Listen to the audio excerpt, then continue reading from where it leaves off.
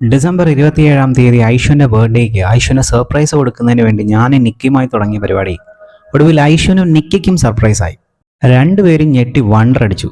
രാത്രി 12 മണിക്ക് എന്നെ ആരും വിളിച്ച് ബർത്ത്ഡേ വിഷ് ചെയ്യേണ്ട എന്ന ഐഷുവിൻ്റെ നിർദ്ദേശത്തെ ഞങ്ങൾ ശിരസാവഹിച്ചു. എല്ലാവരും പതിവ് പോലെ ഉമ്മയൊക്കെ കൊടുത്ത് ഗുഡ് നൈറ്റൊക്കെ പറഞ്ഞ് കിടന്നുറങ്ങി. ഞാനും നിക്കിയും രാത്രി 10:30 ഉണർന്ന് ഐഷു അറിയാതെ മുൻകൂട്ടി വാങ്ങി വെച്ചിരുന്ന സാധനങ്ങളൊക്കെ എടുത്ത് മുറിയൊക്കെ അലങ്കരിക്കാൻ തുടങ്ങി. ഇതേ സമയത്ത് ഞാനും ഐഷുവും കൂടി മറ്റൊരു പ്ലാനിങ് നടത്തിയിരുന്നു. നിക്കി അറിയാതെ നിക്കിക്ക് കൊടുക്കാൻ ഒരു ഡ്രസ്സ് വാങ്ങി. നിക്കി കാണാതെ അത് ഒളിപ്പിച്ചു വയ്ക്കുകയും ചെയ്തു. ചില സാങ്കേതിക കാരണങ്ങളാൽ നിക്കിയുടെ ബർത്ത്ഡേ ആഘോഷിക്കാൻ കഴിഞ്ഞില്ലായിരുന്നു. ആ ഒരു വിടവ് ഇന്ന് നികത്താമെന്ന് ഞങ്ങൾ തീരുമാനിച്ചു.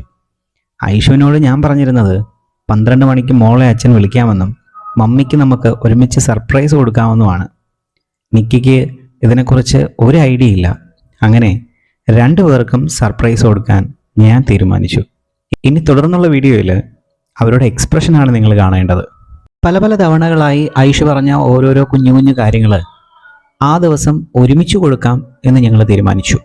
അങ്ങനെ രാത്രി 12 മണിക്ക് ഐഷുവിനെ വിളിച്ച് ഉണർത്തുന്നതിന് മുമ്പായിട്ട് ഞങ്ങൾ സമ്മാനങ്ങളെല്ലാം ടേബിളിൻ്റെ മുകളിൽ സെറ്റ് ചെയ്തു. റൂമൊക്കെ അങ്ങ് അലങ്കരിച്ചു. ഓക്കെ, അപ്പോൾ എല്ലാം സെറ്റ്. രാത്രി 12 മണിയാവാൻ പോകുന്നു. നമുക്ക് ഐഷുവിനെ വിളിച്ചുണർത്താം.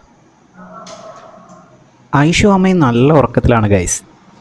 ഉറക്കം ഡിസ്റ്റർബ് ചെയ്യുക എന്നത് അത്ര നല്ല കാര്യമല്ല എങ്കിലും ഒരു ദിവസത്തേക്കല്ലേ, സാരമില്ല. ഐഷു ഞെട്ടാൻ പോവുകയാണ്. കാരണം ഞാൻ മോളെ വന്ന് വിളിക്കാമെന്നും എന്നിട്ട് മമ്മിക്ക് മോളുടെ വകയായിട്ടൊരു ഗിഫ്റ്റ് കൊടുത്ത് നമുക്കൊരു സർപ്രൈസ് കൊടുക്കാമെന്നൊക്കെ ആയിരുന്നു ഞാൻ പറഞ്ഞു വെച്ചിരുന്നത്. പക്ഷേ നിക്കി എന്നെ ഒപ്പം കണ്ടപ്പോൾ ഐഷു ഞെട്ടി. എന്താണ് നടക്കുന്നതെന്ന് ഐഷുവിന് ശരിക്കും അങ്ങോട്ട് മനസ്സിലായില്ല. Happy birthday for you.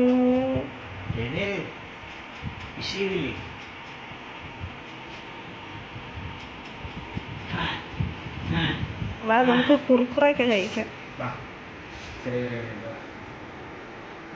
നമുക്ക് കുറുക്കുറ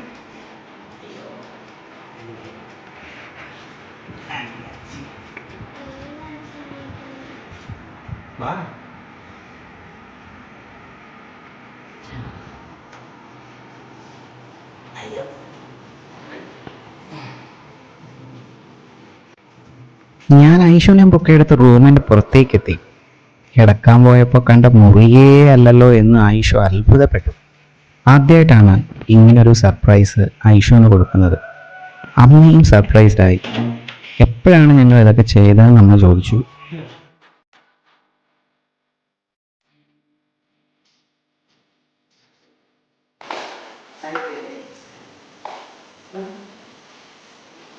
ഐഷുവിന് വേണ്ടി ഞാൻ വാങ്ങിയ ഒരു കുഞ്ഞു ഡോള് മോൾക്ക് ഞങ്ങളെല്ലാം ചേർന്ന് ഗിഫ്റ്റ് ചെയ്തു. അമ്മയും കൊണ്ട് മോൾക്ക് ഗിഫ്റ്റ് പഠിപ്പിച്ചു.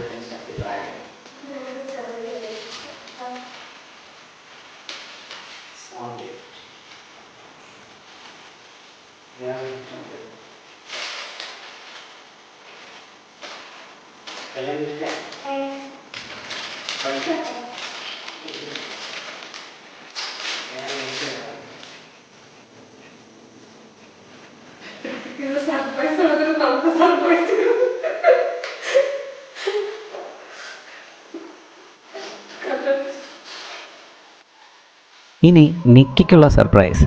ഞാനും ഐഷുവും കൂടി നിക്കി അറിയാതെ വാങ്ങിയ ഗിഫ്റ്റ് ഒളിപ്പിച്ചു വെച്ചിരുന്ന സ്ഥലത്ത് നിന്ന് എടുത്തുകൊണ്ട് വരാനായിട്ട് പോയി. ഞങ്ങൾ പോയപ്പോഴത്തേക്ക് അമ്മയും നിക്കിയും കണ്ണടച്ച് നിൽക്കാൻ പറഞ്ഞു.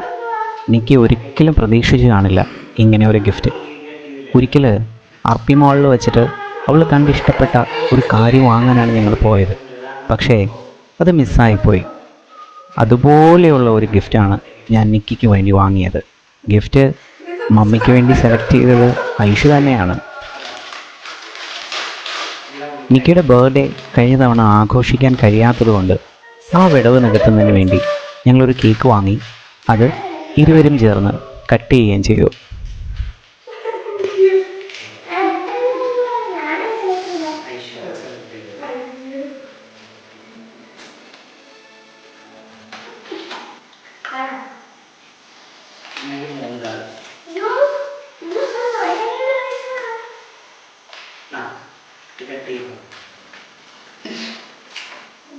ഗായ്സ്, ഇനി നിക്കിയുടെ വകയായിട്ട് കുറച്ച് ഭാവപ്രകടനങ്ങൾ.